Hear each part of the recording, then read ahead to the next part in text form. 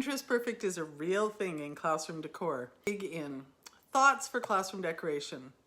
Soon I began to consider thoughts for classroom decoration as I slowly explored the intersection of my pillars of classroom management, student learning, and classroom decor. So classroom organization, classroom differentiation, social emotional learning, classroom expectations, classroom community building, overarching classroom theme. In my classroom, everything came back to Genesis 2:15. At last, I learned that classroom decor is an important part of classroom management.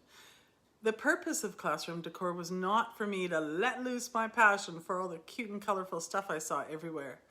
I learned how to decorate a classroom that supported students' learning. I could still engage my personal style to some degree, but I needed to harness it to recognize student learning styles and scaffold my students in meeting classroom expectations. Understanding classroom decor. Number one, what is classroom decoration? Simply put, classroom decor is everything that impacts the look of the classroom.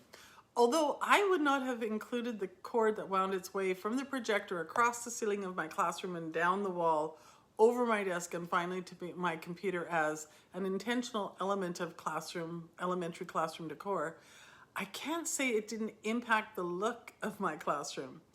And the more of those unsightly impacts there were, the more the students who need visual order would be impacted. This also impacted my decisions of how to decorate a classroom.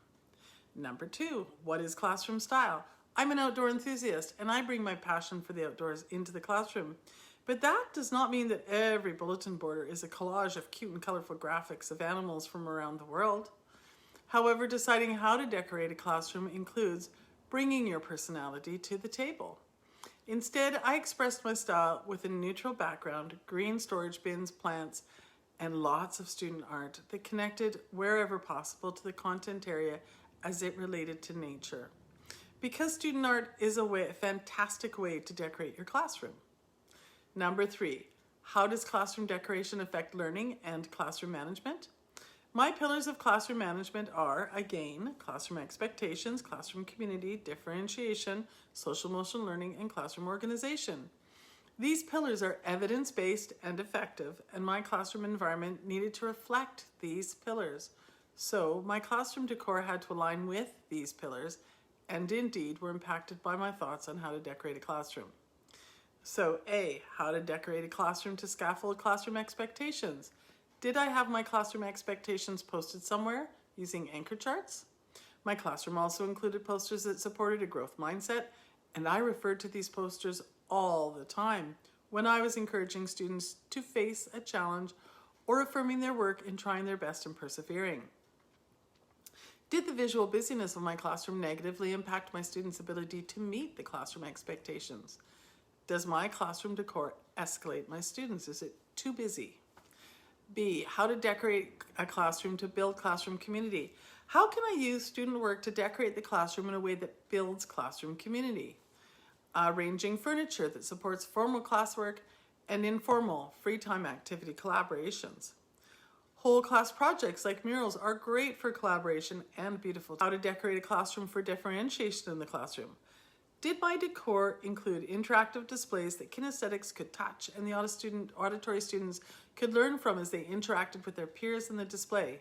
Did my decor include materials that supported the four pillars of differentiation: content, process, product, and the learning environment?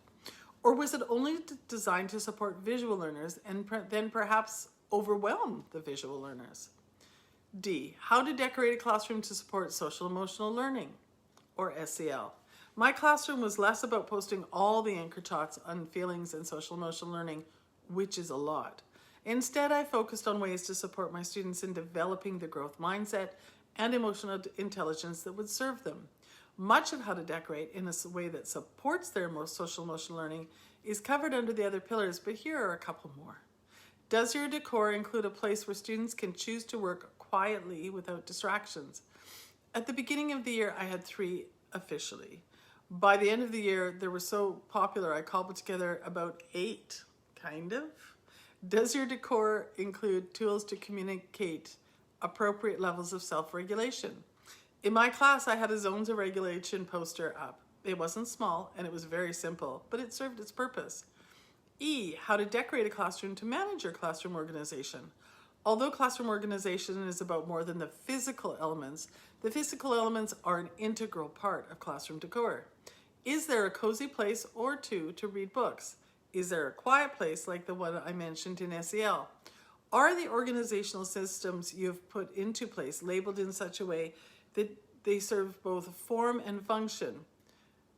In other words, cute fonts are super fun, but are they serving your struggling readers? Clearly, the questions above are not exhausted, although they may leave you feeling a bit exhausted. I could write a separate blog on each one. What about implementing calming classroom decor? 1, keeping it neutral. As I mentioned above, decorating my classroom was a journey, and I learned a lot from my colleagues about how to decorate a classroom. Initially, to save money, I brought in whatever mismatched bookshelf I could find. Eventually, they were all painted the same white. When I started, I had the background paper on my bulletin boards vibrant colors. Then they became beige or black. Eventually, I could afford to have wooden boxes to sort the student library, so I ditched the blue plastic containers from the dollar store. Bulletin board borders were so much fun. Then I learned that sometimes student art was best complemented by a beige background and no border.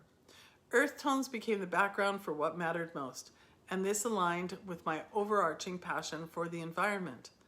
2, minimizing visual distractions. I could, and did, have strings hanging from the ceiling to showcase various student work, like butterflies, stars, kelp forests, and ocean animals. The students loved this. It was a part of how I incorporated my personality into how to decorate a classroom. And I achieved this by having very little on the walls other than their artwork. 3, incorporating functional decor elements. It is important to consider elements that serve a learning purpose in how to decorate a classroom. Storage systems with labeled bins of accessible classroom supplies. White bookshelves and a black love seat framing a reading area. A pine table at the front of the class for demonstration purposes. 4, providing personalized learning spaces. I think this has been covered on repeat earlier in the post, but one more time. Cubbies, couches, quiet desks, and carpets are all a part of how to decorate a classroom so that it serves learning and supports a calming and effective learning environment. How to decorate an elementary classroom. When choosing how to decorate a classroom, and in all things to do with teaching, keep your classroom philosophy in mind. How does how to decorate a classroom serve your philosophy of education? Does it support your classroom management? Will it facilitate student learning? Does it encourage positive student choices and so support classroom expectations? Like I said, color started out to be huge to me, and then I learned from my colleagues about the power of neutrals. There was still a lot of color visual appeal in my classroom, but it wasn't in the backdrop too much. If your classroom is already decorated, like mine was, just take it one step at a time.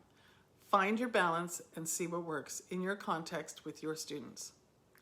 If you factor classroom management into how to decorate a classroom early on, you will be miles ahead. Just take it one step at a time.